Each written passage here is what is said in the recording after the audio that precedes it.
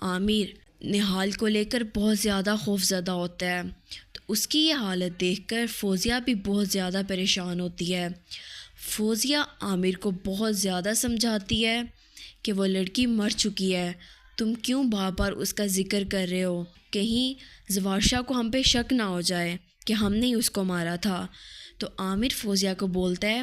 کہ میں تم سے بالکل سچ بول رہا ہوں، مجھے جس لڑکی نے کڈنیپ کیا تھا اور میری یہ حالت کی تھی وہ کوئی اور نہیں بلکہ نہال ہی تھی،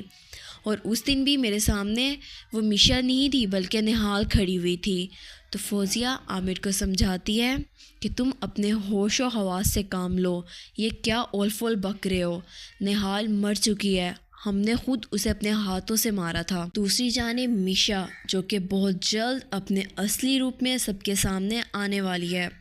اس کا یہ روپ دیکھ کر زوارشا کے تو ہوش اڑنے والے ہیں۔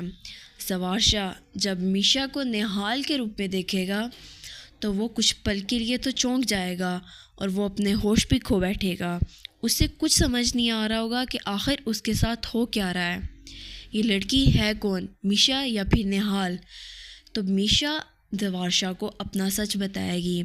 اور اسے بتائے گی کہ وہی نہال ہے۔ زوارشا کو یہ بات سن کر اپنے کانوں پر یقین نہیں ہو رہا ہوتا کہ وہ کیا سن رہا ہے، کیا یہ حقیقت ہے کہ میشا ہی نہال ہے؟ تو اسے اس ٹائم شباب کی بات یاد آئے گی کہ یہ لڑکی کسی مقصد کے تحت ہمارے گھر میں آئی ہے اور یہ جو کچھ بھی کر رہی ہے اس کے پیچھے اس کا کوئی مقصد ہے، یہ تمہارے ساتھ ایسے ہی اتنی ہمدرد نہیں بنی پھر رہی۔ تو زوارشا میشا سے پوچھے گا کہ تمہارا اس سب کے پیچھے آخر کیا مقصد تھا، تم ہمارے گھر میں پھر واپس کیوں آئی، تم تو مر چکی تھی نا؟ تو نہال زوارشا کو ساری حقیقت بتائے گی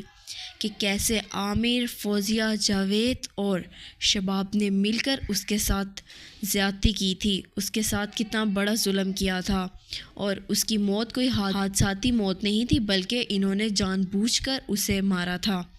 لیکن خدا کا کرنا ایسا ہوا کہ میں خود خوش قسمتی سے بچ گئی اور مجھے ایک نیک انسان ملے جنہوں نے مجھے ایک نئی زندگی بخشی۔ اس لیے میں تم سب سے اپنے اوپر کی گئی ہر ایک زیادتی کا بدلہ لوں گی اور کسی کو نہیں چھوڑوں گی، جیسے تم لوگوں نے میرے پہ رحم